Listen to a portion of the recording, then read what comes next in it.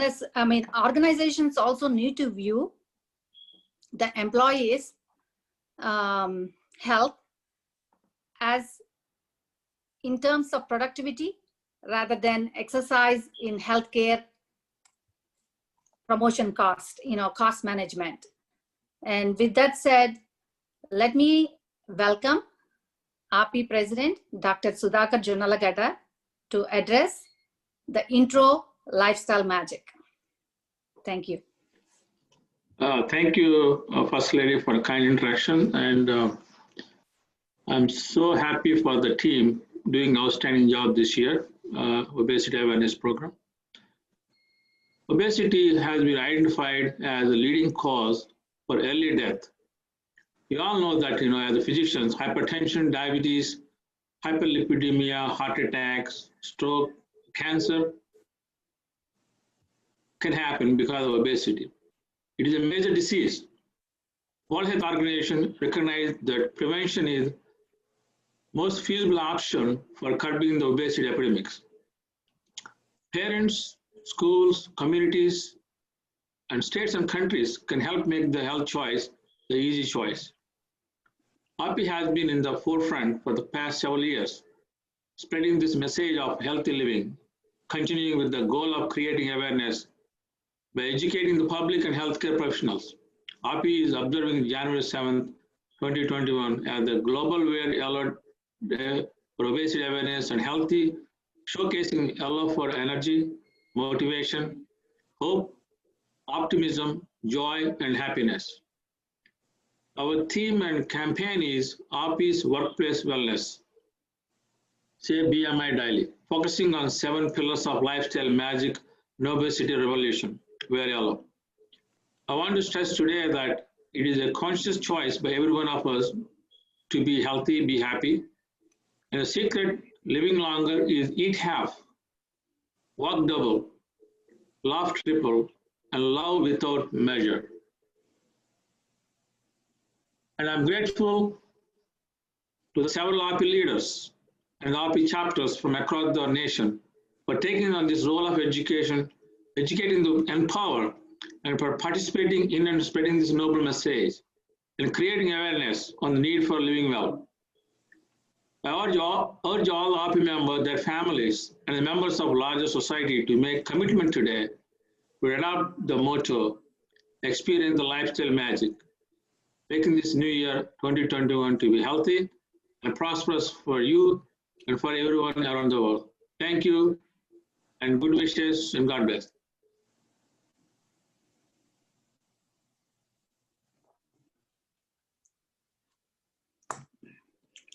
I'm going to introduce the next speaker, who is very passionate and always gets excited when you mention anti-obesity. She's none other than our chair, Obesity Awareness Committee, and she's also founder of No Obesity Revolution. She's none other than Dr. Uma Chitra. And she will talk today about fighting obesity and wear yellow. Welcome, Uma. Vijaya, can you put the first slide, please? Yeah. I'm Uma Chitra. Since we have many speakers today talking about the different aspects of healthy living, mainly the 7 pillars of lifestyle magic, I'll be talking briefly about the Obesity timeline and our new initiative. Next slide, please. Yeah, we started this Obesity revolution in 2011. In 2011, November 11th, which happened to be 11/11/11, we started these health walks. And on that one day, we did it in 5 continents. And then the following year, in 2012, on December 12th, which happened to be 12/12/12, we started our Obesity revolution by starting to do the obesity awareness walks. And then in 2013, we started doing childhood obesity awareness walks in schools in USA. Within 3 years, by 2016, we had covered more than 100 schools in USA across 15 major states, including California, Florida, New York, Georgia, etc. And then in 2015, we started doing school obesity awareness walks in India in collaboration with GAPIO. GAPIO is the Global Association of Physicians of Indian Origin. And so far, we covered 12 schools in India. And then in 2017, we started doing the veteran obesity walks. And by 2020, we covered even the last 2 continents, South America and Antarctica. And this year, in 2021, our new initiative, because of the COVID and the social distancing, we thought the workplace wellness would best suit us. So we call this Go Yellow Global BMI Day. The G is for get your BMI, check your height, weight, and calculate the BMI. The easiest way is to check it in the Google internet. You just put the height, weight, and the Google gives you the BMI. And O, it's for own your lifestyle. No one can do it for you. You have to take responsibility to be fit and healthy. And yellow, as we mentioned earlier, it stands for energy, motivation, hope, optimism, joy, and happiness. Next slide, please. Yeah, basically, on the right side, you see this new logo, which we created recently, just a week ago. We call this the lifestyle magic of RP Obesity Committee.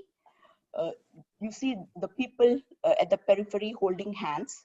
It's just to show that we all have to work as a team to be healthy.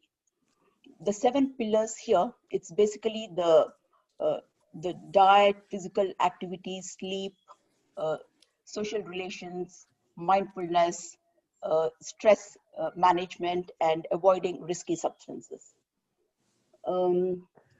This flyer, at the bottom of the flyer, you see the email.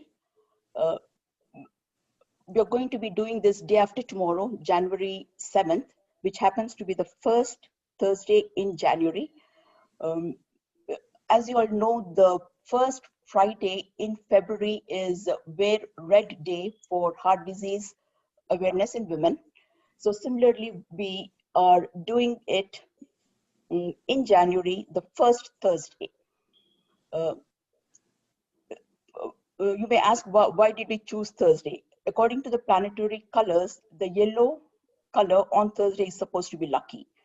And then at the bottom of the flyer, you see our email address, nobesityrevolutionwearyellow@gmail.com.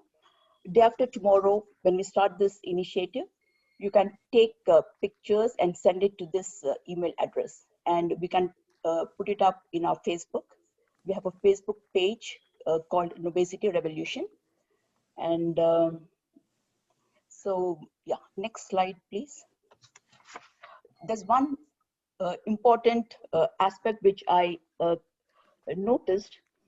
The USDA, the United States Dietary Department of Agriculture, in 2015, they came up with this sustainable power plate. And the ACLM, which is the American College of Lifestyle Medicine, it promotes whole food plant-based plate. Both of them, if you study these diagrams, both of them, they recommend no animal products. Basically, no meat, no eggs, no dairy. They recommend this for the treatment and reversal of chronic diseases, including obesity. So basically, this is what I wanted to talk about. And thank you. We can go on to the next speaker. Yeah, as Hippocrates said, let food be thy medicine. That's the take-home message, basically. Thank you.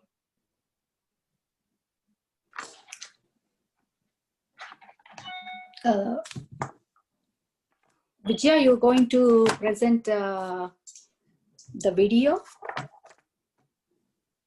of Dr. I think Dr. Janaki will be the next speaker. Yeah, Yes. I have a request. I could not send the video, so I'll share the presentation myself. So it's easy to maneuver my slides. Yeah. Let me talk to you all about Dr. P. Janaki Srinath. She is a senior popular nutritionist and currently faculty in the Department of Foods and Nutrition, College of Community Science, PJT SAU, Hyderabad. She has vast experience in successful management of obesity in various facets of women's life, including pregnancy, lactation, infertility. She has worked in various capacities in professional bodies, including All India Association for Advancing Research in Obesity, the Indian Dietetic Association, and currently she is the National Executive Member of the Nutrition Society of India. Dr. Janaki, Yes. please welcome Dr. Janaki, the next speaker.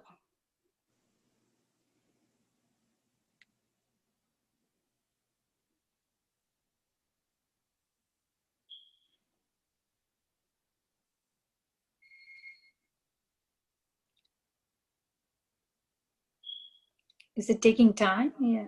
No.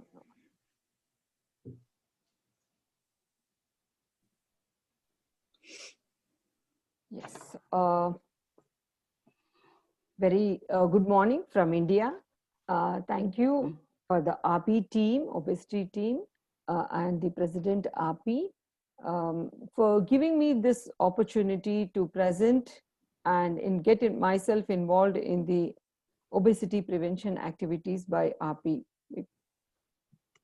After several years of working with women, thousands of women, having associated with a tertiary maternal care and hospital, handling more than 10,000 deliveries a year, and associated with a popular infertility clinic, handling several thousands of patients. My life has been spent on the impact of obesity on women in various phases. So after a while, the pain of handling obesity in women's life was too much, and I was looking at efforts for social prevention of obesity because I always felt it's a community issue. So in 2013, American Medical Association classified obesity as a disease. But unfortunately, we are still yet struggling to promote this or make it a significant aspect of normal people, the realization that this is a major disease. And obesity is associated with lower levels of productivity, decreased quality of life, and increased mortality.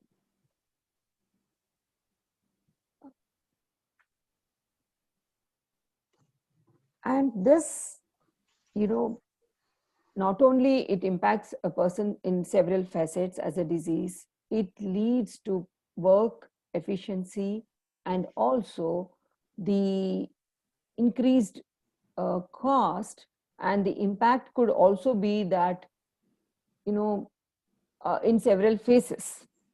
And one study found that a BMI increase from 30 to 35, the probability of a short-term disability claim increases from 25% for those without hypertension, hyperlipidemia, and diabetes, and 37% with comorbidities.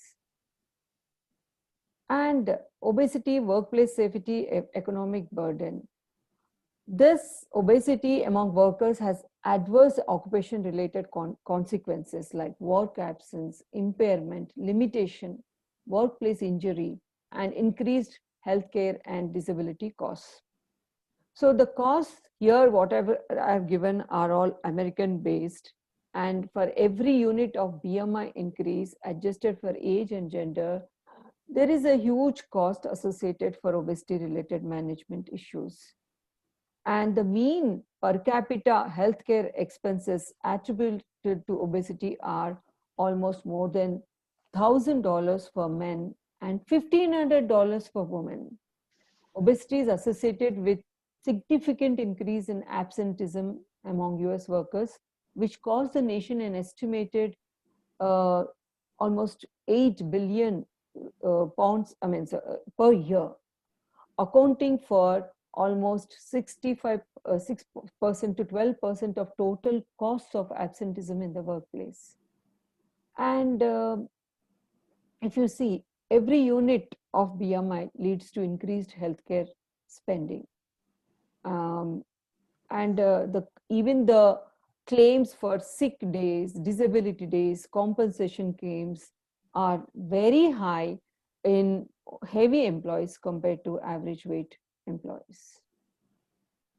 So the cost, one of the paper presented estimated the cost, the cost of obesity in the workplace. Among men, the estimates ranged from 300 pounds to 6,000 pounds for grade 3 obese men. And among women, the cost was from 800 pounds to 6,000 to 7,000 pounds for grade 3 obesity. So this shows the significance of the campaign which we are planning, the workplace wellness awareness. So it's, often we always think, okay, workplace, being obese is increasing our risk. But I'm seeing from the other way also, whether the place which we are working, is that causing our obesity? So it is highly contextual. Obesity may be considered a consequence of the reciprocal manner in which individuals interact with their environments. The workplace environment represents an important consideration because of the reciprocal nature between obesity and employment. While many researchers studied the impact of obesity on performance and productivity, it is equally important to note the potential influence of work on obesity. So this work has previously been recognized as a source of adverse environmental exposures associated with obesity for excess weight gain. Activities to consider in conceptual frameworks include multi-level influences, that is individual, group, organization, community level, corporate vision, leadership, cultural norms, values, physical environment, psychosocial factors, socioeconomic environment, and job tasks and demands.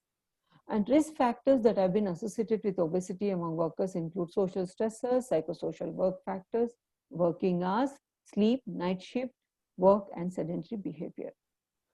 So, even things like, conflicts with co-workers, supervisors, lack of control of work functions, negative group climate at work, low decision latitude, defined as lack of authority to make important decisions, is also associated with obesity. And being harassed while at work, including being sworn at, screamed at, and receiving hostile or offensive gestures, was associated with obesity and low levels of physical activity. So, this social network also had a significant impact. And the factor that, the obesity in the first degree friend, mostly it can be colleague or, the group, because we spend almost 10 to 12 hours interacting with these people. So obesity in a first degree friend carries a 45% higher rate of obesity for the individual. So, there is a larger component of altered social norms contributed to the obesity contagion. We are in the pandemic, but, we are thinking so much about COVID. But I always feel, obesity is not deserving as much attention as the pandemic is receiving. So, if a friend, if the individual deems someone with obesity as a friend one-sided, there appears to be a 57% increase in obesity risk. And if it is mutual regard for each other, then the obesity risk increases by 171%. So it's important that workplace wellness strategies are in place to, to literally prevent obesity. Working hours. So more employment involving work of more than 40 hours per week and exposure to a hostile work environment were associated with obesity. Older employees who worked more than 59 hours per week were 23% more likely to gain weight as compared to those who work less than 59 hours per week. And employment itself is associated with more weight gain and less weight loss among middle-aged women. Furthermore, among employed women, increasingly long work hours were associated with more weight gain, especially higher levels of weight gain. Sleep and night shift work, sleep problems and obesity appear to cluster among working men and women in the same work unit. This I'm talking in the context of a workplace. Given the co-occurrence of sleep problems and obesity among workers in the same work unit, interventions to reduce sleep and obesity problems may benefit from identification of risky workplaces. So, and a recent review of literature concludes that there seems to be a convincing evidence that shift works increases risk of obesity. Sedentary behavior. All of us are battling with that.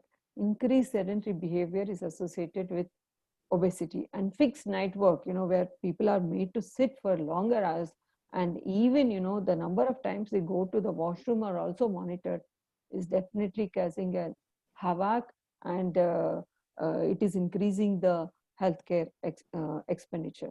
Simple reduction of energy expenditure related to daily occupation related energy expenditure of reduction by 100 calories amounted to significant portion of the increase in mean US body weight for a decade.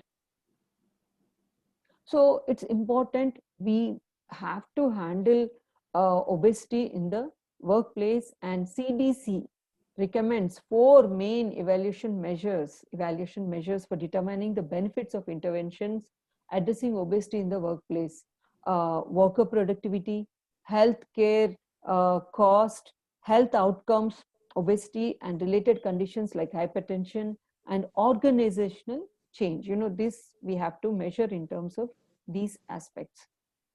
Not only, it has impact beyond health. So there are several studies published, and definitely this I want to highlight only few aspects. Few studies have measured the impact of obesity on absenteeism. They found weight change and baseline weight change interacted to influence absenteeism.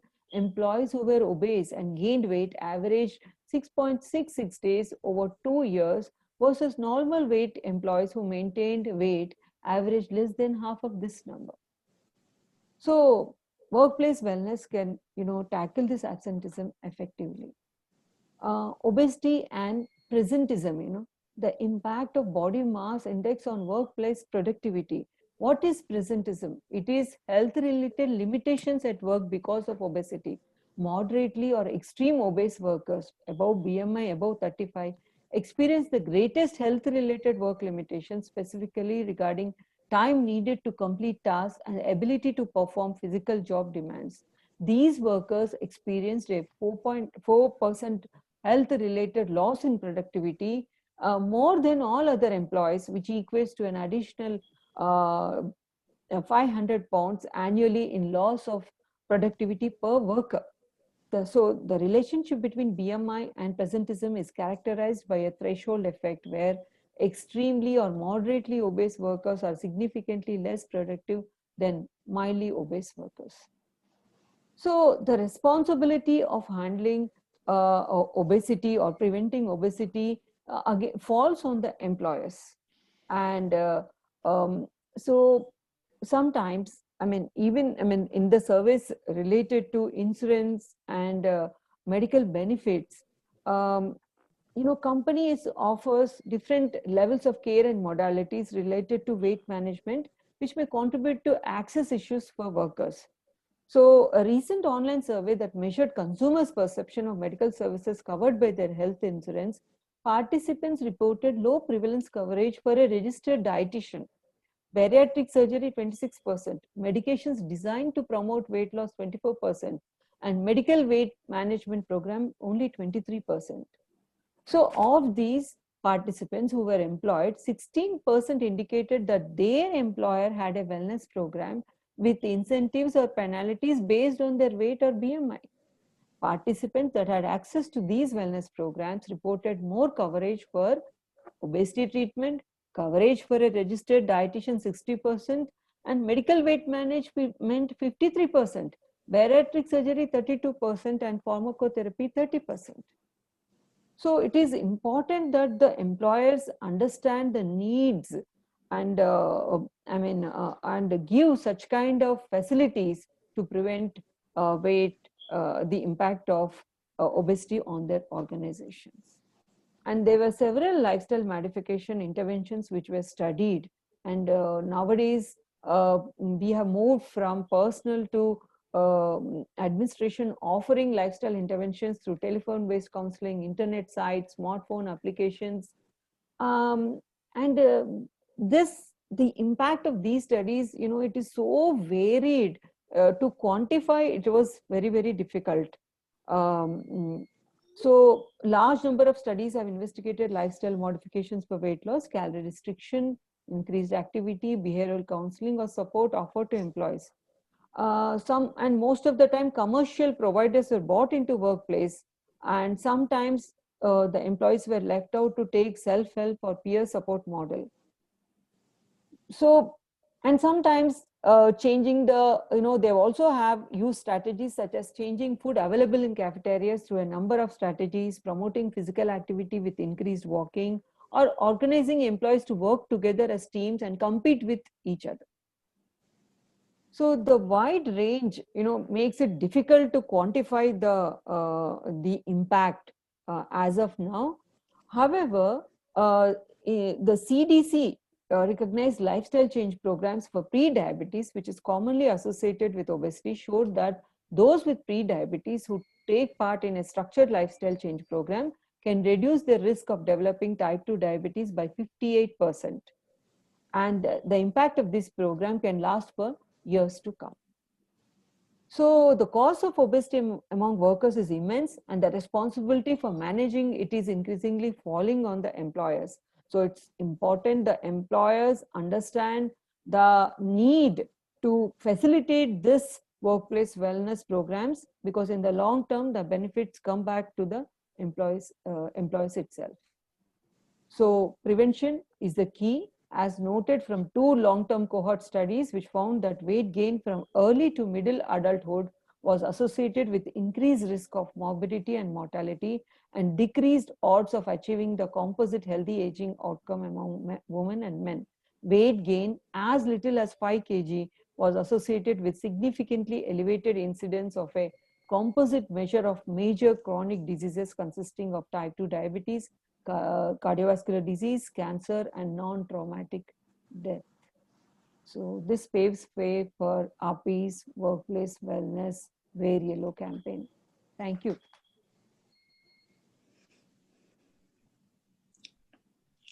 Our next speaker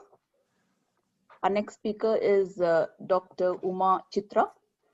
She is the Assistant Course Coordinator for the MSc Applied Nutrition course at ICMR, National Institute of Nutrition in Hyderabad, India.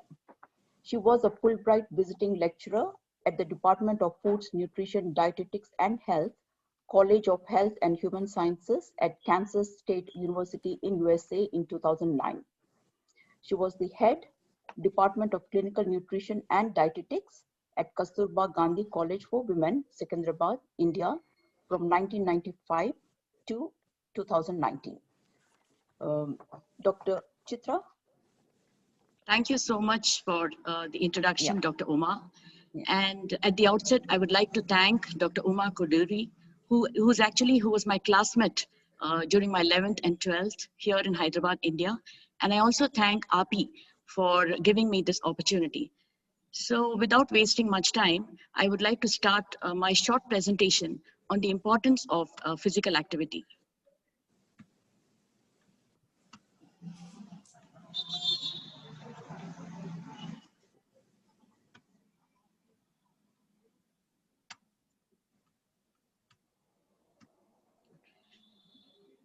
Why is physical activity so important? First of all, it's important to understand that an individual's health status or wellness is dependent on two factors.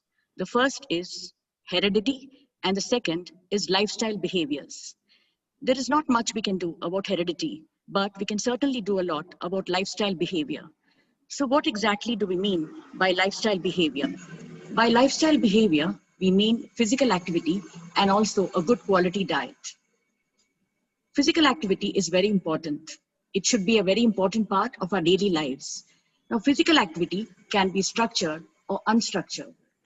Unstructured physical activity is the routine activities which we daily do in our daily lives. It could be something as simple as taking the dog for a walk. It could be climbing stairs, or anything which we do like washing clothes, doing the dishes, going grocery shopping, and so on and so forth.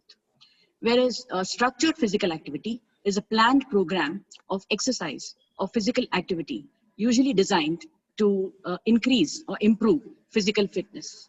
And also when we say structured physical activity, it usually involves some form of vigorous activity like a brisk walk, running, swimming, cycling, and so on and so forth.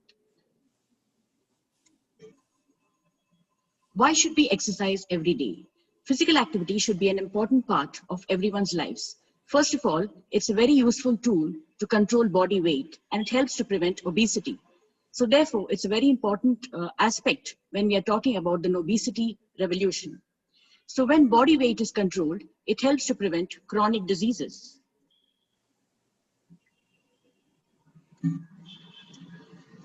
Like diabetes, heart disease, hypertension, cancer, gallbladder disease, and even osteoporosis. More restful sleep follows after periods of physical activity.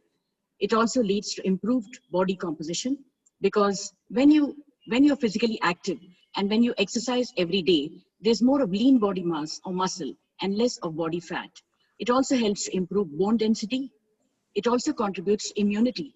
So it enhances resistance against colds and other infection, so important during this coronavirus epidemic. Exercise is also vital to improve mental health and helps to prevent anxiety and depression. Also, there are several studies which show that people who exercise daily live longer on an average than those who are inactive. When you exercise daily, it triggers the release of endorphins into the bloodstream. These help to relieve pain and contribute to a feeling of well-being. Recent studies have also shown that exercise contributes, or it boosts the production of a protein known as brain-derived neurotrophic factor, which is crucial for brain health. A little about my journey to health and fitness. About 7 or 8 years ago, I underwent a hysterectomy operation. And after this, I steadily began to gain weight. And when I slowly started becoming obese or overweight, it had a negative impact on my health. My blood glucose level, which was always, my fasting blood sugar, which was always below 100, jumped to above 100, and I was slowly slipping into pre-diabetes. I also started getting infections very quickly, and I started getting colds, coughs very often, and very often I used to visit the ENT specialist, and he routinely prescribed antihistamines and antibiotics. That was when my brother introduced me to a fitness club in Hyderabad called Hyderabad Runners. Hyderabad Runners is a fitness club in Hyderabad with offshoots in different parts of the city. So I registered for the Couch to 5K running program. After 3 months, I was running races and I was taking part in 10-kilometer races. This introduction to physical activity changed my life. Up till this point, I always gave excuses to exercise. I would just go for a walk on Sunday, and I always used my job as an excuse for not finding time for physical activity.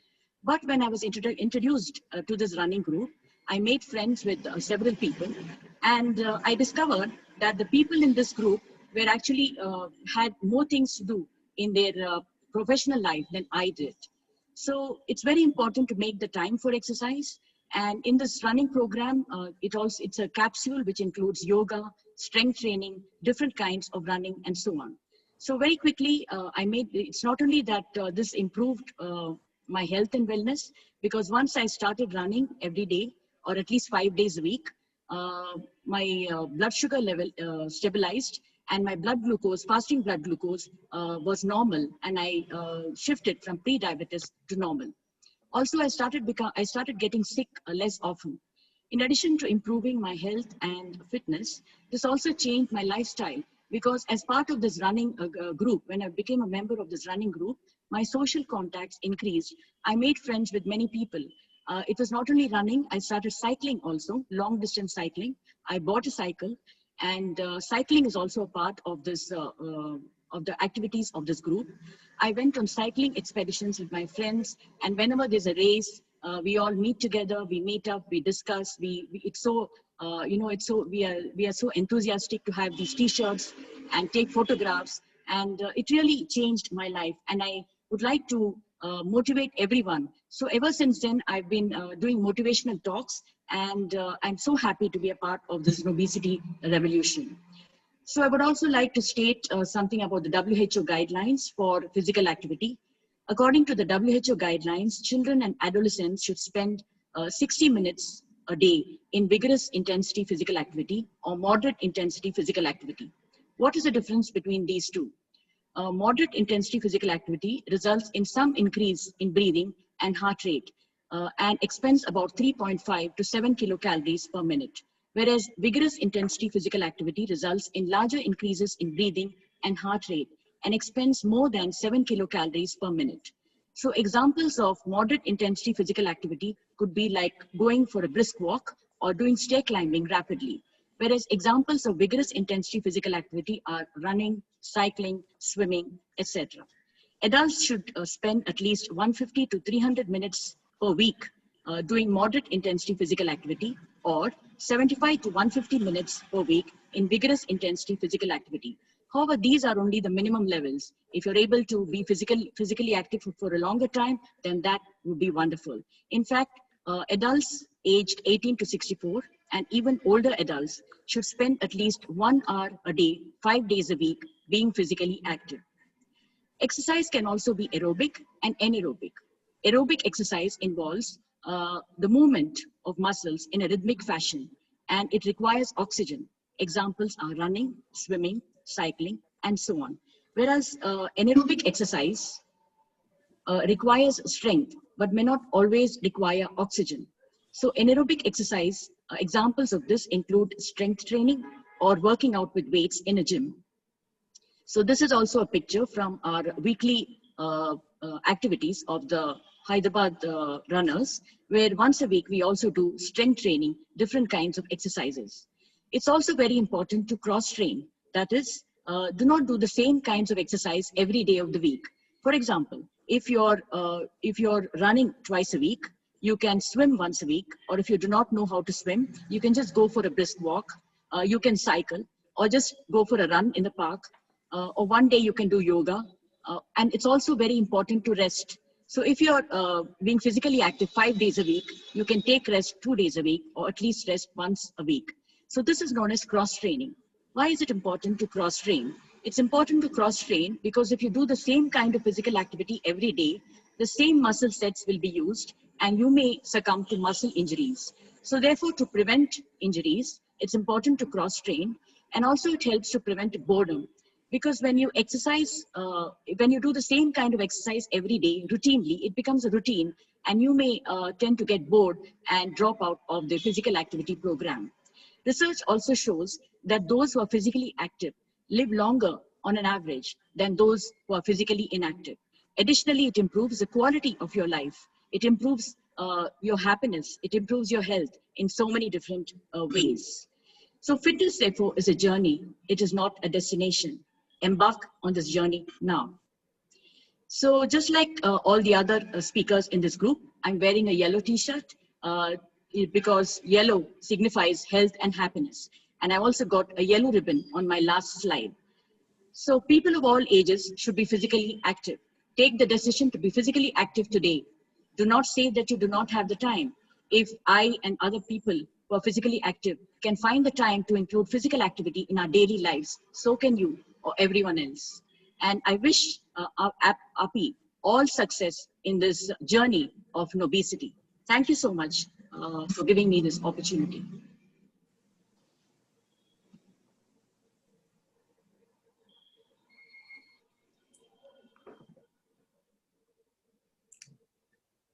Uma, Avanti, Vijaya, can you unmute Avanti Rao? Yeah, I have done it. I have done it. Thank you so much. Thank you, Uma. Thank you so much. And like she was saying, I have known Uma since my college days, and I have really seen that massive transformation in Uma. Thank you, Uma, for that wonderful talk.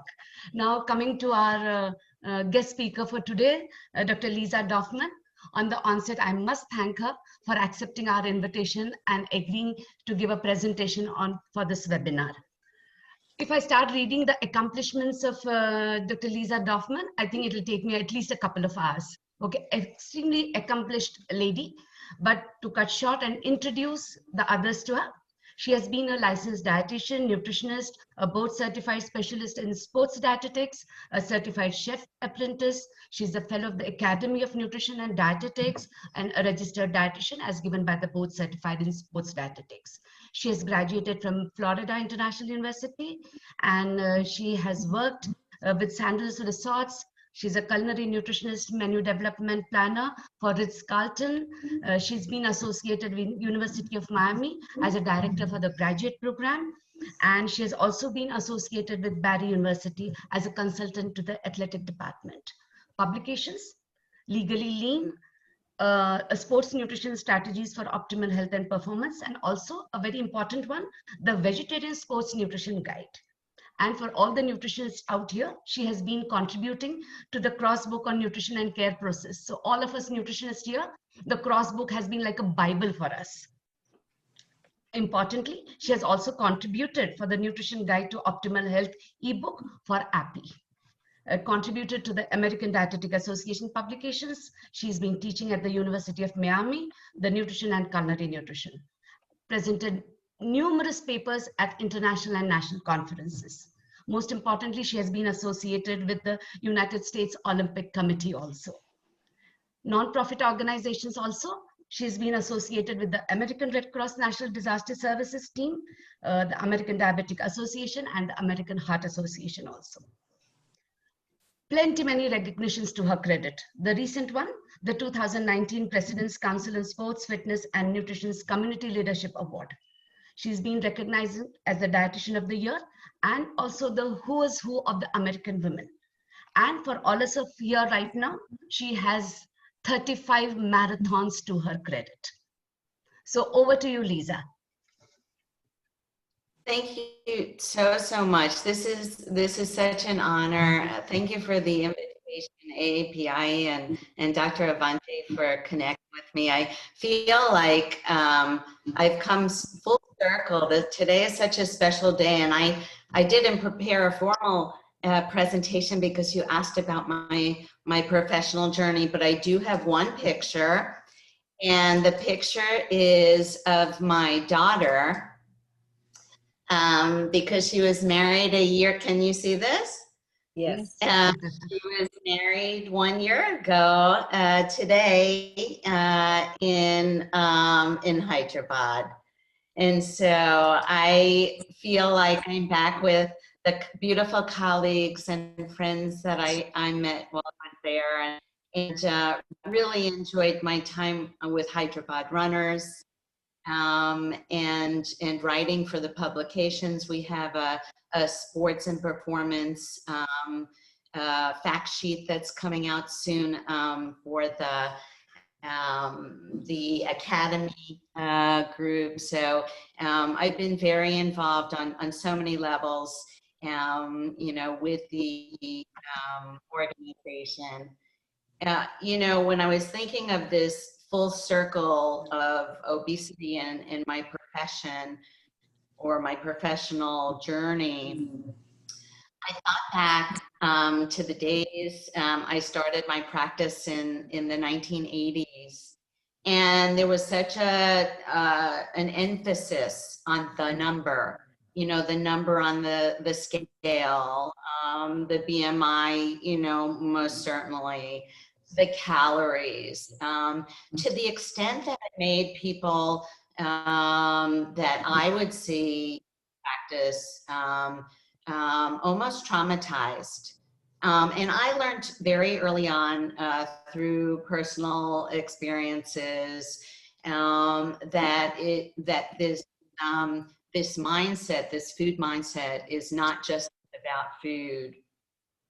That food and eating, somebody talked about the joy and the enjoyment of food, which I clearly experienced when I was in India. And food is meant to be enjoyed. But when one is so restricted, as when, I started in practice, that diet mentality, most of the corporate work that I did back in those days was for airlines to help flight attendants meet a weight, or else they couldn't work. They would have to leave their positions at work. So my degrees are in nutrition as well as psychology. I knew I needed both of those walking into this career. And because I was so conflicted in the 80s with the emphasis on weight and the scale and the positions that I had at that time, I tossed the scale out of my office. And for maybe 10 years, I didn't have a scale, which sounds, how could a dietitian not have a scale? But I felt like the emphasis should be on other things.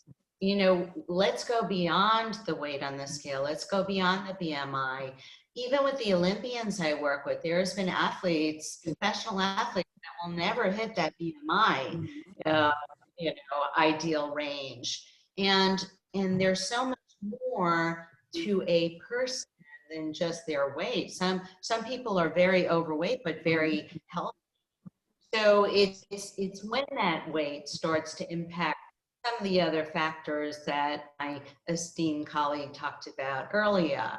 It's the diabetes, the lipid issues, the joint issues, the sleep disorders. It's really those day-to-day challenges and struggles that one has. And so that's what I help my clients to do. It's past, again, the weight on the scale. Now, the calories are important. And I say, it's like a budget. We all have a budget. And so we have a budget that we have to work with. But it's not just about going to the store and spending money, just haphazardly. It's about thinking about those choices that we make when we spend that carefully earned money, or those calories. And so one of the things that I do in my practice is that I take the next step. I do a dietary analysis, because I think people understand when they see that, their nutrients are either excessive or deficient. Wow, they could understand that that's an issue. How can I fix it? Now, do you take away every fun food, cultural enjoyment food, those food trajectories, all the foods that people love to eat, especially during this COVID time, which I'll get to. But it's not about taking away the piece of chocolate at night that they love to, just have just a square, or the one beer a week that they get to enjoy, or wine with, their mate, their spouse on a Saturday night. So it's really about looking at those everyday habits, the what that they're eating, the when that they're eating. And there's so many different ways to, to look at this puzzle just in the food aspect. The what, the when. You have these late night or these stress eaters that eat excessively at certain points during the day. Somebody talked about the night worker and the issues that has caused, especially with my healthcare workers that work the night shift. And then that exercise piece. So I'm so glad I had the doctor before me speak about the importance of exercise. And as we, sort of fast forward, and I don't mean to gloss over the whole journey, but there's so many pieces to this puzzle. The genetics, now we know that the microbiome is involved, and the habits that we have along the way impacts that microbiome, which impacts the mind, but that exercise piece. And so we fast forward 30 years to my practice. I do have a scale now. And I do and have done body comp measurements the whole way through, because it is just fascinating and so wonderful for people to see changes in their body as a result of the different food choices and exercise changes that they're making. You know, to get off that couch. I think that the Hyderabad runners, that is one of the most beautiful programs they have. So I'm so glad you mentioned it before. But that exercise makes such a difference. And maybe this, you know, the number on the scale doesn't change dramatically, but boy, when you could see the circumference measurements change and the body comp measurements change, it's just wonderful. Now, they've really changed during this COVID time. Some people just quit exercising. The first few months we were just, you know, in our homes, you know, and so if you didn't have facilities in your homes to exercise, or you couldn't take your jog a day or what have you, you certainly, and I worked at the, you know, federal correctional system for 10 years. So I learned that there are ways to exercise in an 8x10, you know, cell. There's always something that you could do, but most people, you know, were a little bit depressed at the beginning, anxious, scared. There was a lot of bread baking going on in the United States at that time, banana bread specifically. And so there was this COVID-15, which you usually gain your freshman year of school, but it was this weight gain from, you know, the couch potato, the Netflix watching, and the lack of movement during the day. So even if people kept up their, you know, maybe their 1.5 hour of exercise, the rest of the day they were just sitting on a computer, you know, doing their work from home. I consult to Sony Entertainment International for the past 5 years, so they are employees. And most of my clients, of course, at the beginning didn't come to the office. Many of them still want me to come to their house. They won't come into an office situation. But what has been really fascinating is the fact that you could actually do circumference measurements. You could teach your clients online to do these measurements. And it has been so interesting with my corporate clients and my clients, even if they don't get those, you know, exactly right, it tells a story that you could then match up to changes in eating to help them understand what they could do differently moving forward. And we are moving forward and moving onward. We pray, you know, from this COVID crisis. No doubt, you know, the topic of obesity is a crisis in itself. And somebody mentioned we're not paying attention so much to that anymore. And there is, and we'll get to look back on this time and see how many have really, you know, hit that obese level and the impact it's on, you know, lipids, sugars, etc. But I'm feeling very good about the future, and the trends say that people are choosing better because they now know it does make a difference. It will impact their immune systems, which they're very focused on at this point, and their mental health. I mean, there's not much you could do with, you know, besides meditation and breathing, but movement is so critical for mental health. They used to call the endorphins after my name, because everybody knows that I've been athletic so long, but I can't say enough about the importance of exercise. You know, certainly the food impact, but that's going to be different for each and every one of us. And I have not ever given out the same nutrition prescription to anybody because we're all unique. We're all unique during these different phases of our life cycle. Somebody talked about women throughout the life cycle and hormone changes, and men have those hormone changes as well. And so we need to be sensitive to that. We need to not take away every cookie, because it's not the delicious cookie. It's not the one drink a week. It's not their favorite cooked meal that, well, maybe it is a little bit high in fat. It's the everyday habits. It's the everyday lifestyle habits that one does.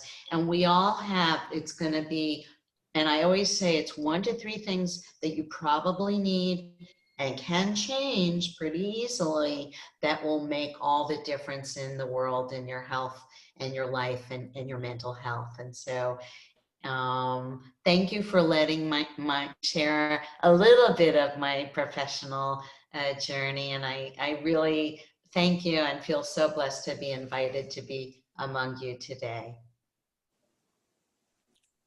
Thank you, Ms. Dorfman. Thank you. Thank you, Ms. Dorfman. Hello, everyone. I have the pleasure to introduce our next speaker, Mr. Maumar Dezdik. He has a title, his nickname is Melting Snowman. I heard that a few years ago, he used to weigh around 500 pounds and he lost almost 300 pounds in 1.5 years. And he has been helping others lose around 1,000 pounds already. And he's on a mission to help at least 100 million people around the world overcome the obesity and maintain healthy body for life. He is also an author for book, Healthy Living Process. Please let me welcome Mr. Maumar Dezdik, this melting snowman.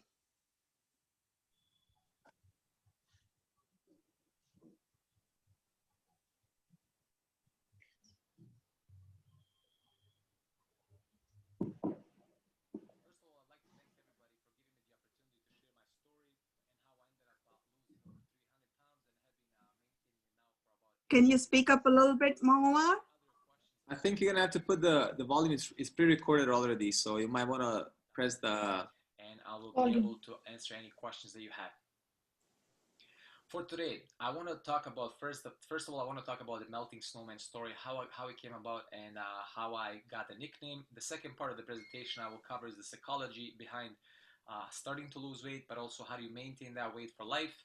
And also the last part of the presentation will cover types of foods and exercises to perform. Now, as you can see here, at one point I was almost 500 pounds and obesity almost killed me. And I ended up losing over 300 pounds in about 1.5 years. And I have been maintaining it now, as I said earlier, about 8 years. And also inspired others to lose over 1,000 pounds along the way. And I wanted to tell you a little story about the melting snowman story. And what happened to me before I lost the weight is that one night I was choking while I was asleep. And a few minutes later, I found myself in the bathroom looking down the sink with lights on. And I realized I was bleeding through my mouth and nose. And that's when I realized my life was going down the drain. And I didn't want to die young. So I decided to save my life and start changing from that moment on. So what I want to talk about is the psychology behind the weight loss. So before I started losing weight, I was negative. I didn't believe in myself that I was going to lose weight. I didn't have the answers to it. I didn't know how to do it. You know, I was also depressed by it. You know, I wanted to escape by it, but I didn't know how. And also the people that I saw myself, they were eating unhealthy food, they had unhealthy lifestyles, and you know what, you become trapped in it. And I wanted to lose weight. So once I started losing weight, what I did, I had to reprogram myself. I started listening more positive audio books, also listening to positive music, reading positive books, also studying on how to live a healthy lifestyle. And I also experimented with different things. And then I made sure that over time that I changed my attitude and also behavior. And then again, this belief system helped me propel forward and also change my life. Now, when it comes to maintenance, I also believe in myself that I can maintain the weight. And I exercise for about 6 days now a week, and I have been doing it for about 8 years now. So again, I believe in myself. My attitude is the can do attitude, and that's what helps me keep going. And then also doing these sort of presentation, sharing knowledge and inspiring others to do also makes me feel good about myself, and then also helps me, again, further inspires me. So it's a give and take, and then it goes both ways.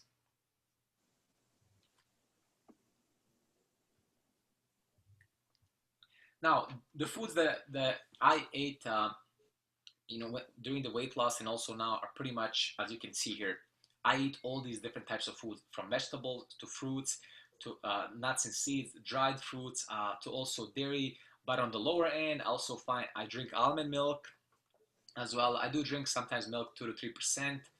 I avoid drinks that have that have a lot of sugar.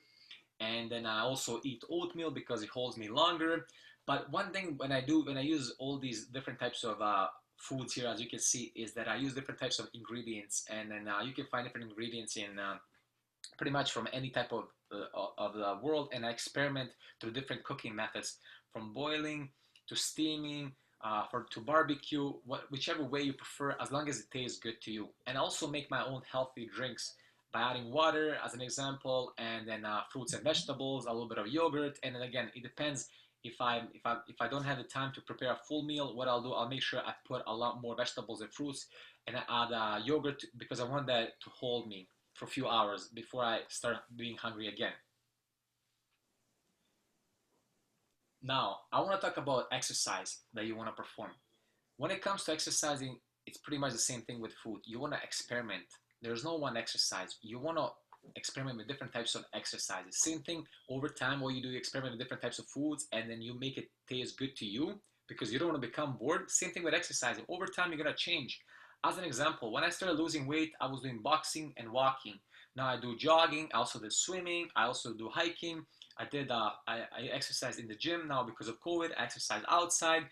And then I also did biking. So pretty much there's no one right exercise. What I do is I always keep switching it. And I'm sure what you also want to do is that you also want to do the same thing, because over time you don't want to become bored. You can also do group classes, but later after COVID, of course.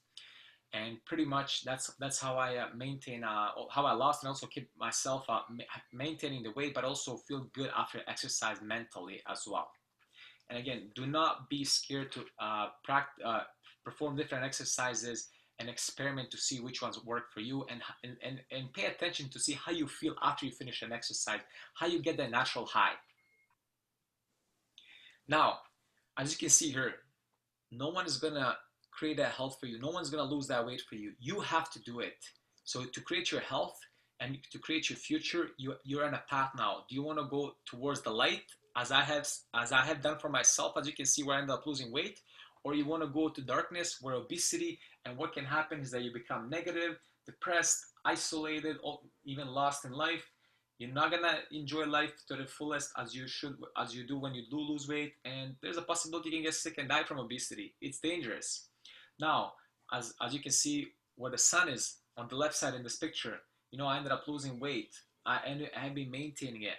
Mentally, I feel amazing. I'm having fun. I'm traveling. I'm enjoying life, and I'm also achieving my full potential in life. And I know anybody can do this if you start doing it today. Do not wait for tomorrow.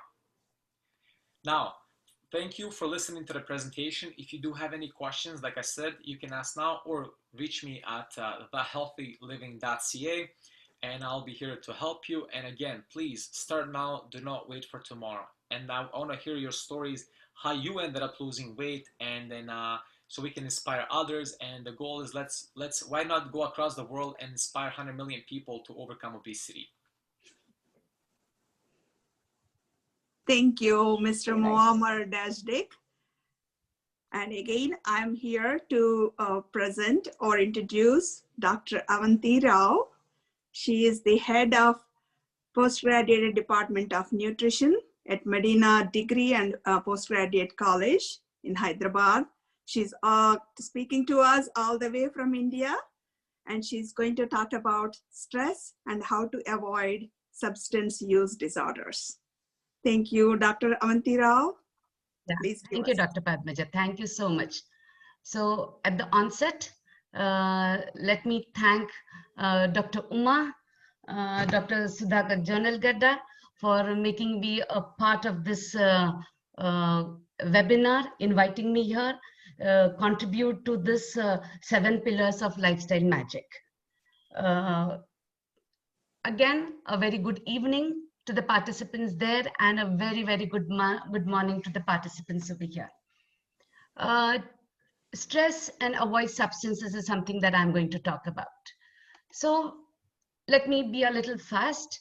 Stress is something which one feels extremely overwhelmed or unable to cope as a result of pressures that are unmanageable. But we also need to understand the fact that each individual has his or her own threshold for tackling it. There can be many situations in life which can precipitate stress. It could be career, it could be some family issues, finances, health, any crisis that can take over. And stress will precipitate. And don't deny the fact that children will not be under stress. We all know, at least those who have been in India, we know what kind of stress children go through just to get admission in a good institute. Family, teachers, all start putting stress on children. Sometimes it could be the dysfunctional families itself which can put stress on children. So like adults, we also need to appreciate the fact that children also can get stressed out. So when we look at stress, we are actually looking at a havoc of hormones inside the body. Of course, I'm not an endocrinologist to talk in detail about the role of these hormones, but we do know about the adrenals, okay, and how these hormones can itself trigger off acidity. But when we look at stress, or for that matter, even how to avoid substances, what we really need to look at is a lifestyle management. Exercise.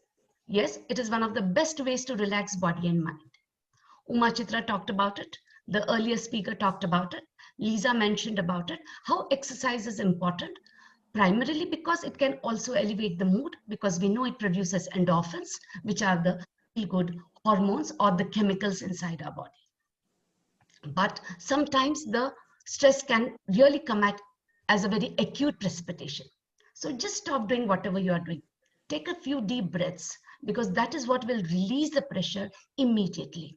Sit in a comfortable position with the hands on the lap, feet on the floor, or just lie down. Close your eyes, okay, and take deep breaths in and out for 5 to 10 minutes. So when you inhale, just push out your belly. And when you exhale, take your belly in. Makes a lot of difference in a very short period of time.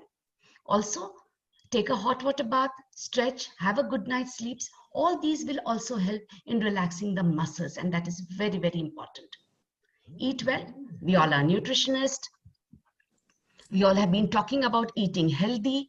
So the concern becomes when people start finding solace in food, and then you start eating too much. Okay, you should have cheat days. You must eat good food.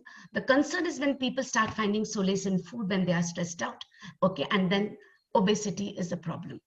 So have a regular balanced meal with lots of fruits, vegetable, whole grains, lean meat.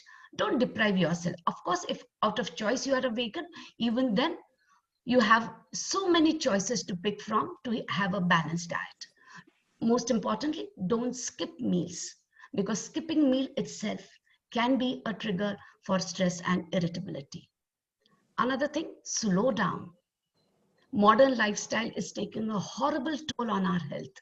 I mean, at times even I feel that I'm looking at the clock and living. Oh, it's 7 o'clock.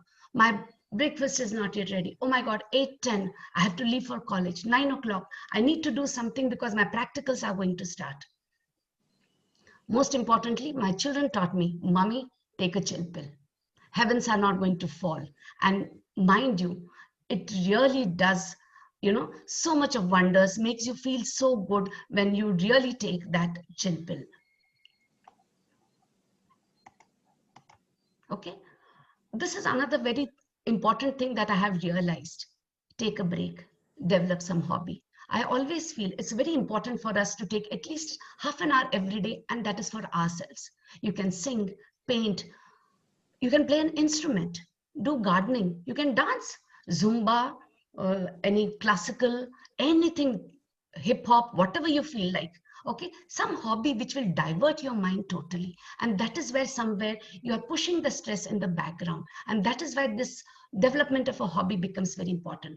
We all know the importance of yoga, meditation, but even listening to music, especially from my experience, I know sometimes you're so stressed out, hard days work, long working hours.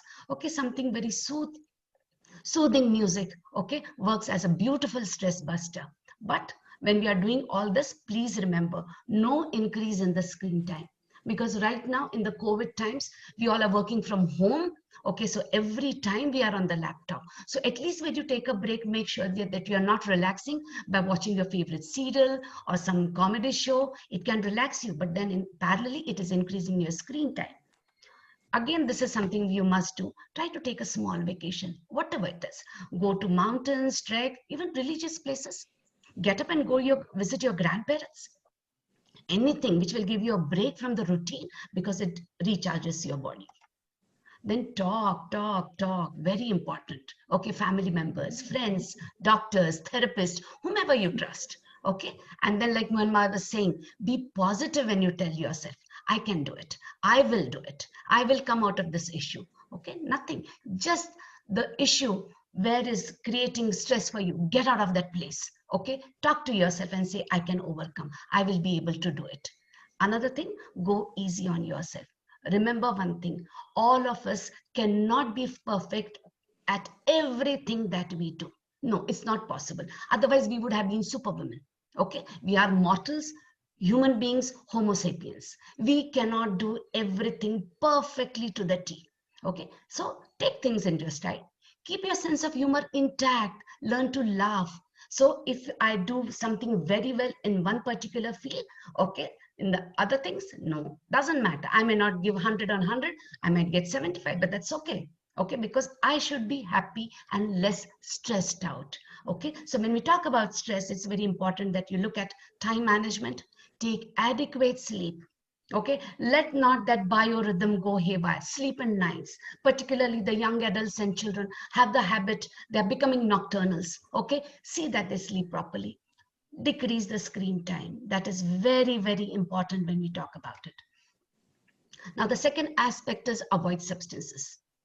A very, very complicated issue when we talk about alcohols, drugs, medicines, even those which are related to anxiety and sleep medicines, and somebody takes it unprescribed.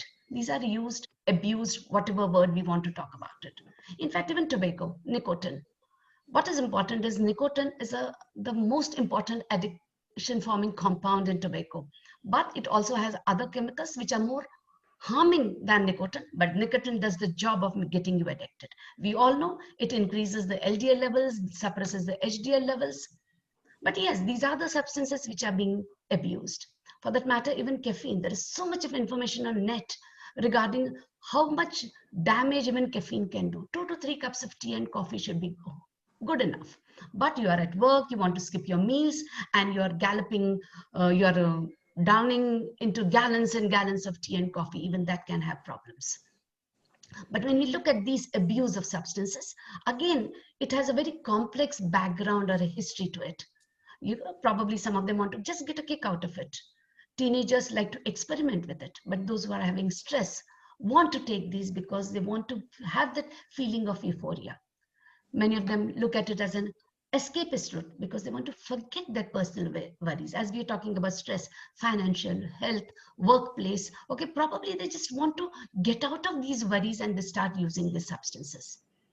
They can start in childhood. Hostels are a known place where children start experimenting with these substances. Many a times it is because they want to be a part of the group. There's a lot of peer pressure. Nothing will happen. Try it out and you want to do it. And that is why it becomes so important that children learn to communicate with parents, teachers, with the issues that they are dealing with. Because when we talk about all these substances, they all have a negative impact on the health. Brain, heart, liver, whatever it may be. Because when we look at alcohol, we know it can cause fatty liver, obesity. And when we talk about all this, we are literally opening a Pandora's box, because this is what becomes your foundation on which so many health issues will start piling up. many of these show very obvious giveaway telltale signs. They will start, showing lack of interest in things that they would earlier love. They stop taking care of themselves. They love to spend time alone than with their family and friends. They either eat too much or they eat very little. They end up sleeping at odd hours. But these are the signs, symptoms which really genuine friends and family will be able to catch, and they should get alerted, because these are the people who need help. It could be counseling, group therapy, but some of them have become really so sick that they really require medical help. Now, why we talk about all this is in India as of now, when we talk about stress, taking medical help for stress or mental health, or even when we are talking about making a person come out of any kind of an addiction, people don't like to talk about it openly. You talk about hypertension, you talk about diabetes, okay, you talk about any other problem, but when it comes to stress, mental health, or even getting a person de-addicted, we do not like to talk about it openly. Of course, things do have changed a little bit in India in the past couple of years, but that is a very, very minor change that we are looking at. But these people need help, and they should not hesitate to take help. So I always feel in this fast moving times that we are living, the ever changing lifestyle, it becomes very important that we spend absolutely quality time together with the family members. Meal times are the easiest time, because all of you make it a point to sit at least at one meal together, interact with each other, have pleasant topics to be discussed, definitely not something which is going to cause a lot of stress. Okay, respect each individual at the dining table, value their opinions, because this is what is going to make the children feel confident in confiding with the family members, the parents, because children will face a lot of issues at school. Now, this is the emotional connect which makes the child, okay, a far better adjusted individual, okay, when he grows up as a healthy adult. So that is why spending good quality time as a family becomes very important. So for me, it is very important that we all be there, healthy and happy. 2021, okay, we are welcoming it, hoping we all are going to be healthy and happy. But my take-home message is, nothing is more important than our good health.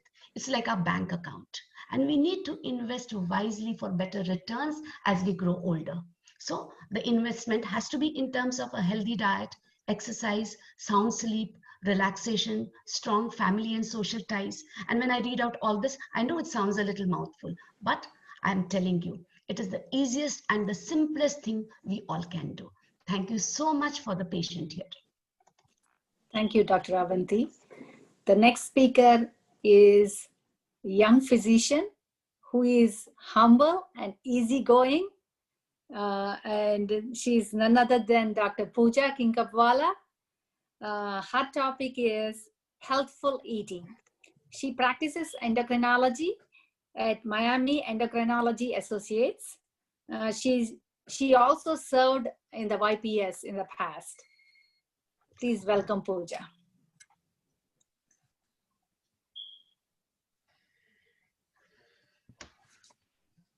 Thank you so much. I have a PowerPoint pre-recorded. So.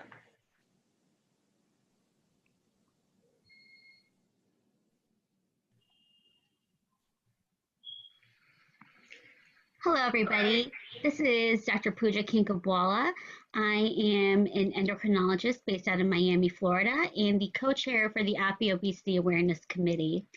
I would like to talk to you all today about healthy eating, not only in yourselves, but in your patients, and also discuss some resources available to patients. One major resource that is available is through the United States government, which is called myplate.gov. The Department of Dairy and Agriculture has created this website to discuss what a healthy plate should look like. And also has multiple resources that you can provide to your patients or direct your patients to, discussing what consists of what each of these groups consist of. So what is considered a grain, what is considered whole grain, what is considered complex versus a simple carbohydrate, what are various dairy sources, protein sources, vegetarian, plant-based, and animal-based. in what fruits and vegetables would be good for the patients to eat. Also, a lot of the pharmaceutical companies do have this type of information available, especially if you treat patients that are diabetics. They have appropriate diabetic diet, appropriate diabetic guidelines available, discussing which carbohydrates are better, which are lower glycemic index, and specifically what serving sizes are appropriate. To go over this basic plate right now, according to myplate.gov, the recommendation is to divide your plate into quarters. A quarter of your plate should be a lean protein. A quarter of your plate should be grains or carbohydrates. And then depending on whether there is a metabolic syndrome and whether the patient needs to consider their total carbohydrate intake, either a quarter to half of your plate should be fibrous vegetables. And then if there is no consideration, no concern for metabolic syndrome such as prediabetes, diabetes, the quarter, it should be about, 3/4 to a quarter, or to half of a quarter to just about 3/4 to half of a plate as your vegetables, and then the other quarter could be fruits, specifically fruits that are lower in glycemic index and lower in calorie content, such as berries, blueberries, strawberries, raspberries, apples, and pears.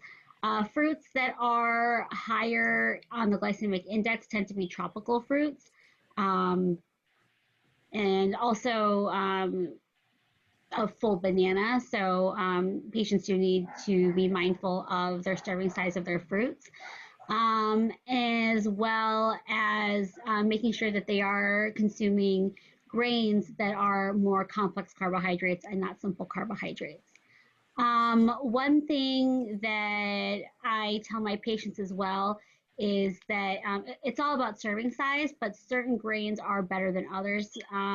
So something with a little bit more fiber, such as barley or brown rice or even basmati rice, would be better to consume than just regular white rice. And then they also recommend 1 serving of dairy. It is important to remember that dairy is a good source of protein, but it does have carbohydrates as well. So just something to consider if your patients do have insulin resistance or are diabetic.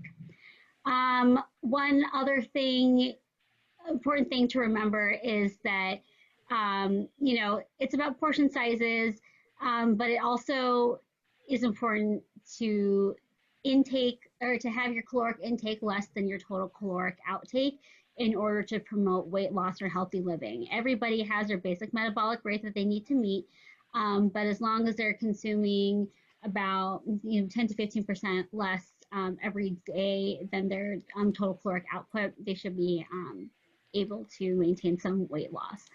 The amount that they need it's about 3,500 calories per pound of fat, extra caloric intake per week, or in total. So they just, as long as you're maintaining a deficit, you'll be able to, to lose weight with this kind of diet.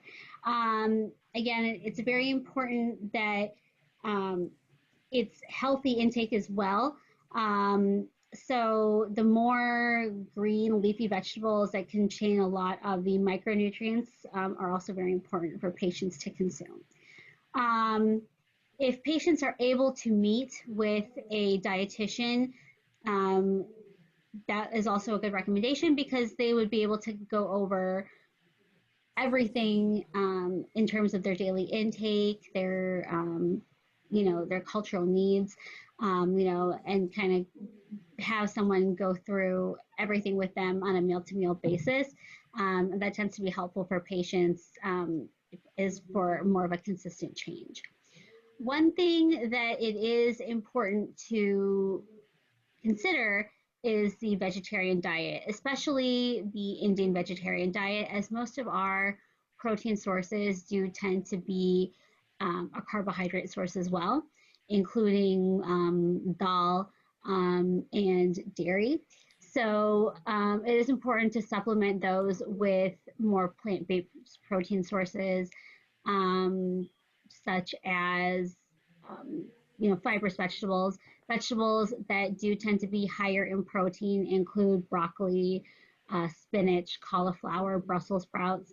Although these do have some carbohydrates, they have more fiber, and they are not complete protein sources, but they do provide enough of a protein source to supplement any other protein source, such as dal or dairy, that will have a higher carbohydrate content. And so it's important that to decrease other sources of carbohydrates, such as roti or rice, in those situations, to make sure that you're getting an adequate amount of protein. Thank you so much for listening. I am available if people have any additional questions or need any additional resources. Thank you very much.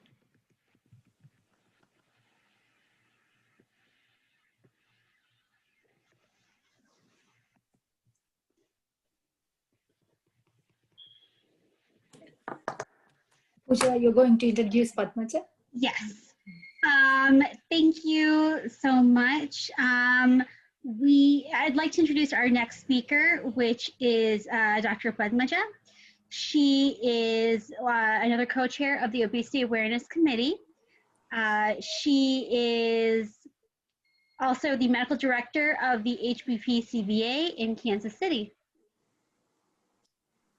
Hi, Pooja. Thank you, Padmaja.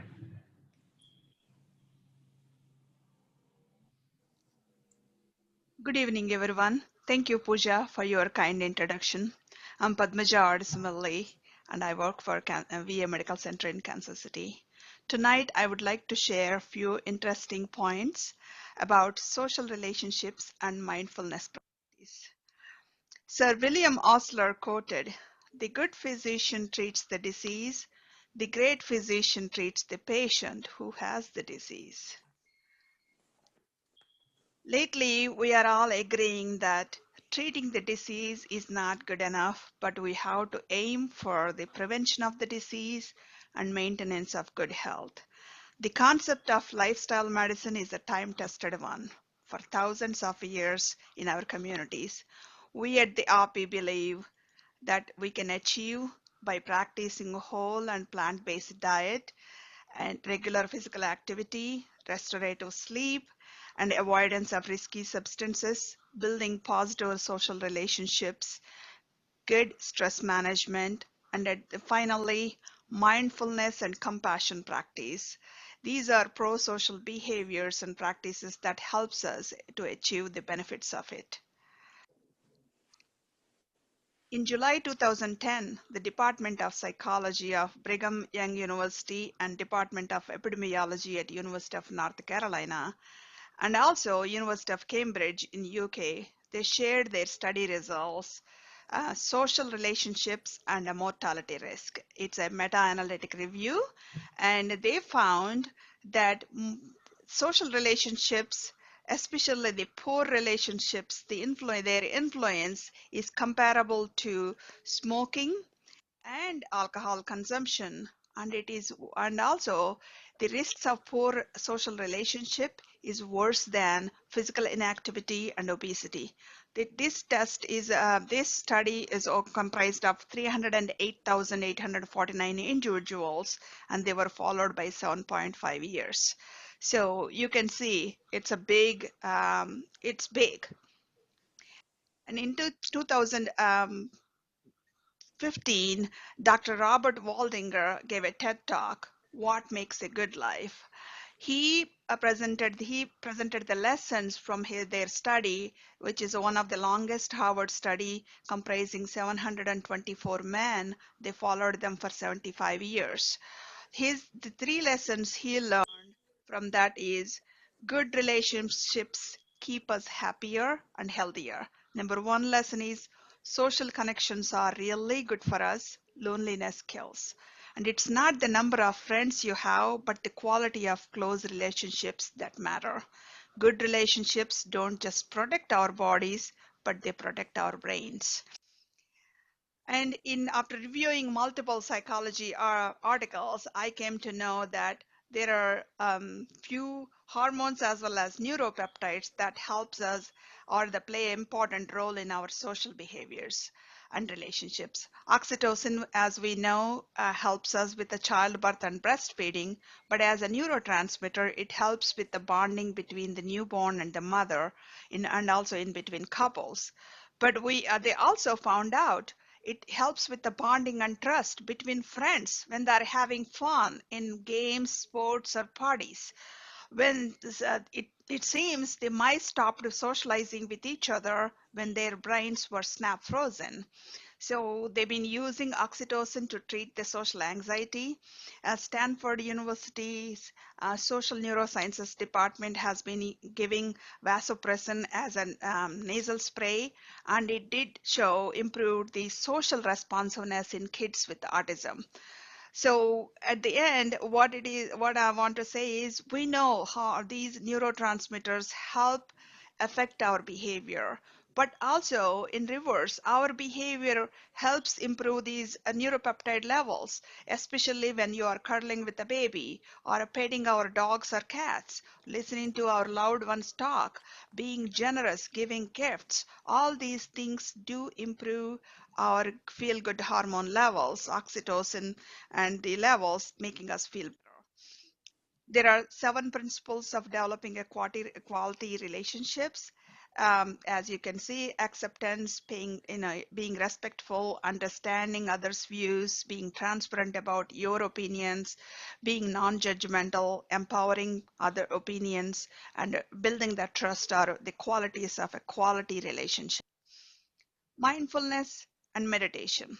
The definition is paying attention to the present moment on purpose in a non-judging attitude. When we practice that every day, it helps us improve the neuroplasticity of our brains. The neuroplasticity helps with the better attention and increased meta-awareness. Meta-awareness is the quality where we know when our mind is wandering. We know that. We recognize that. And it also makes us feel calm and relaxed because the emotional center of our brains, amygdala, it gets less arousal and less reactivity and feels less stressed. So then we will be able to handle difficult people and situations easily. In consequence, our cortisol levels are low, our blood pressure stays down, as well as our pulse rate. Dr. Sarah Lazar gave a few TED Talks in 2012. The first talk is how meditation reshapes our brain. And again, she gave another talk, the impact of mindfulness training and neuroplasticity in 2015 after a lot of our research studies. As you can see in this here, it helps with the pain management, quality of life, insomnia and emotional disorders, anxiety, depression, schizo disorders. It helps with the eating disorders, smoking cessation, and in a cognitive wise, it helps with the memory, IQ, neural efficiency, sensory enhancement, and also it improves the empathy, compassion, and creativity in people. So this is where I would like to end my talk or sharing my points. Is mindfulness and socialization is very helpful for our obesity revolution. It teaches us mindful eating as well as mindful living. This is where we pay attention to the every act, such as eating or daily rituals of living. You get multisensory feedback daily, and it helps with the self-criticism and self-compassion, especially in people with eating disorders and addictions. It helps with emotional health, as I mentioned, depression, anxiety, and insomnia. The increased socialization helps us with walks and picnics and etc., physical activity and sharing a good healthy recipe exchange, and also enjoying the company of others, celebrations by having a quality get-togethers, book clubs such as. And if how to practice mindfulness is very simple. There is no special things we need to do. All we have to do is sit in a calm, quiet place, watching our breath and our, or our abdominal wall movement. That's it. And you can pay attention to the sounds in a quiet room. And that's a mindfulness practice at the end. Even eating. Every day we eat a few meals, 3 to 5 meals. And when we are eating, avoiding the distractions, taking some scheduled time in a quiet place, sitting and eating and enjoying every morsel of every bite of our food, paying attention to the texture, the taste, and noticing we feel good, how it makes us feel good, how is the ambience in that room or the company we are eating with. This is mindful eating. If we can do it 3 to 5 times a day, a few minutes at a time, that's what is the mindfulness practice is. And over the time, you will notice all the benefits. And this, thank you for giving me this chance to talk about. I know this subject is vast, but I just need to bring your attention to a few of these so you can gather more and more details later on. Thank you.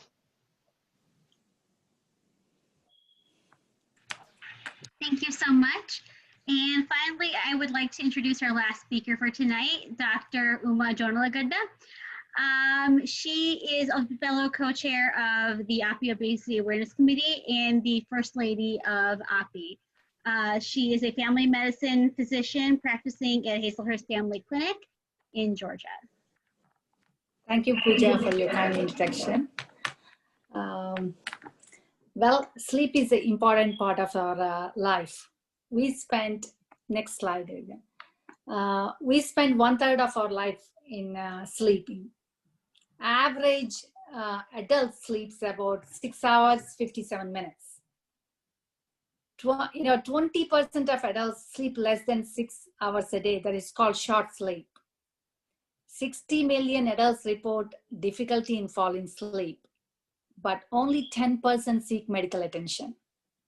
It costs $60 billion from lack of productivity. And also it increases the long-term disability. Lack of sleep has effects on physical, mental, emotional, behavioral, metabolic, cardiovascular, and immune health. So, and it's also noticed that there is a tremendous increase in duration of the sleep, gradually, increasing since 1917 across all the age groups. And partly could be our contemporary lifestyles. Some people view sleep as a time of waste. And also people early in the morning and late in the night spend hours uninterrupted to do the work. So that's the facts about the sleep. But what are the benefits happen in the body while you're sleeping? There's the DNA remodels, repairs, increase in cortisol and fatty acid metabolism, increase in insulin sensitivity, and also increase in leptin levels, so it reduces the food-seeking behavior. And apoptosis and anti-cancer cytokines are increased, IL-1, IL-2, and TNF-alpha. And also high REM sleep enhances learning and memory, faster cognitive processing, greater anxiety extinguishment. Next slide. Vijaya? Yes. Whereas you heard about the benefits and what are the drawbacks of the short sleep or disrupted sleep that almost 20% of the US adults are facing. It increases the BMI, metabolic syndrome and diabetes, obesity, melatonin and immune suppression happens, increase in cancer stimulating cytokine IL-10, gene transcription, and also cell cycle dysfunction, aberrant DNA methylation, correlates with the breast, endometrial, prostate, colorectal cancer, and acute myeloid leukemia. There is also increased risk of pneumonia, cold and flu, and decreased effectiveness of the vaccines, certain vaccines especially. and also increases the risk of allergies and impairs learning and memory, emotional distress and moral judgment, a decrease in alertness and cognitive speed, diminished fear extinguishing. Sleep deprivation can also cause mental illness like depression, bipolar disorder, seasonal affective disorder, premenstrual syndrome, and PTSD. The ideal sleep for anybody is between 7 to 8 hours. The benefits, the people will function more or better with 7 to 8 hours of sleep. And how you treat them, I mean, most of you people know, but I just want to refresh them. Identify the lifestyle, dietary, environmental, and coping behaviors that can help improve the sleep. Take a hot bath or shower before going bed. Meditation during the daytime and listening to your soft music before going bed. Stop stimulating activity 90 minutes before bedtime.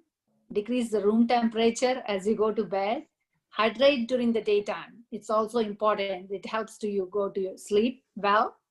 Eliminate noise and lighting during the sleep. Comfortable bed. Exposure to sunlight during the morning and late afternoon helps you to sleep well. Limit caffeine 5 hours before bedtime. Alcohol 3 hours before, and high sodium foods should be avoided prior to the bedtime. Cognitive behavioral therapy is advised for sleep anxiety. And that's the end of sleep. We have discussion at maybe 5 minutes because it's already late. Uma, I just want to talk about the take-home message. The reason we are having this webinar right after the New Year, right after the holidays, is because it is just 2 days before our new initiative of wearing yellow on the first Thursday in January for workplace wellness. So that is the reason. So day after tomorrow, I hope all the listeners, audience, tomorrow you have one day, tomorrow Wednesday, you please tell all your colleagues to wear anything yellow, a yellow shirt, yellow clothes, and on Thursday. And that day, tell everybody to check their weight. And then they can calculate their BMI, and depending on what it is, they need to work on it to get healthy. And I was just thinking, they can do it the first Thursday of every month. They can check their BMI, their weight, and monitor their BMI and get to their goal this year, 2021. Thank you. Dr. Kuduri, excellent message, and I'm sure everybody will follow and make this event very successful. And I'll do it Wednesday and Thursday. And anybody has anything to talk? There was one question that came up on the chat. Mm-hmm. Let me just go back real quick. It was from a Midun Tripura. He had a question.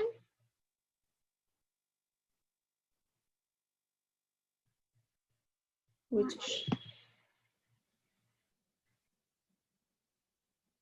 was for, he just said he had a question for the nutritionist, but didn't say exactly what the question was.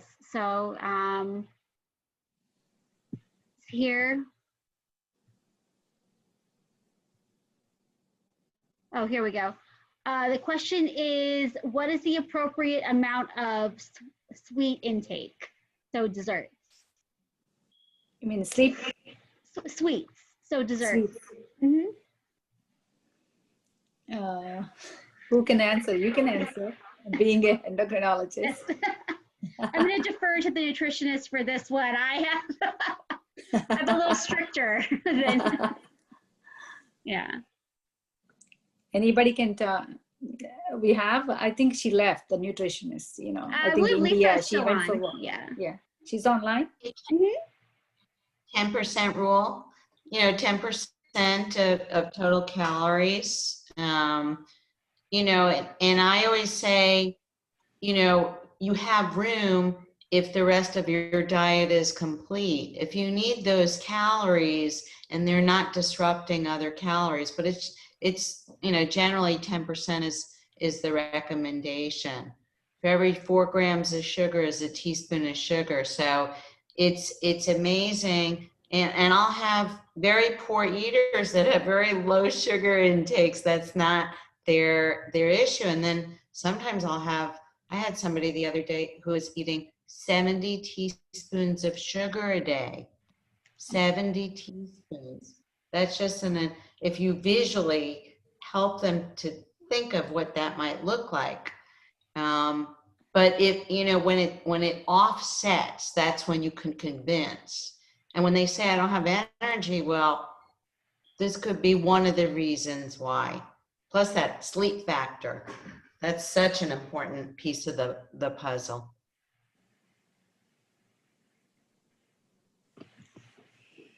Great, thank you so much. If anyone else has any other questions, you can put it in the chat window. Pooja, I would just like to say one other thing. We have this flyer, the one which is like bright yellow. This flyer, it can be shared with all your colleagues, you can share it with your friends, family, and your colleagues. You can download it actually from our Facebook page, which is called Anti-Obesity Wear Yellow. You just go to Facebook, type in Anti-Obesity Wear Yellow, and you can download this flyer and you can share it, because this lifestyle magic, this one, it is very comprehensive. We took a lot of time to make this logo, and this is they can follow this, you know, to help with their goal of getting fit and healthy. Thank you. I think Dr. Avinash Gupta asked a question that you can sleep any time of the 24 hours for 7 hours is equal. No, you follow your circadian rhythm. So exposure to daylight helps you to sleep better at night. But if you are up at night and you sleep daytime because you're not exposed to the sun, so I don't think it's a good idea. And the other thing is not more than 8 hours of sleep. If you sleep more than 8 hours, the benefits are decreased. You know, you get more depressed, you put on more weight, obese. So a lot of things. So I think ideal time for a performer, for anybody to perform well, is 7 to 8 hours. One more thing, you know, to all the members, if you can take a picture of your staff, you know, after checking the BMI, would like to share in the newsletter to our members. Okay, that's a good thing. That will really encourage everybody to follow the January 7th all the time. Okay. Thank you very much.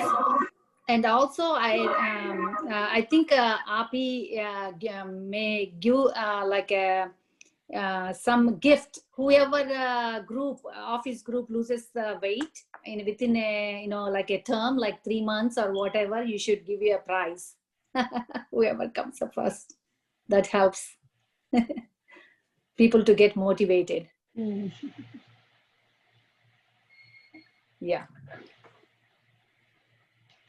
Good night, everybody. Yeah, I think thank you all. Stay safe. Thank you. Good discussion. Good meeting. Thank you. Thank you so much, Thank you. Thank you, Lisa. Thank you so much for being there. Thank you. Yeah, thanks a lot, Miss Lisa. Thank you for coming. Thanks a lot. Thank you.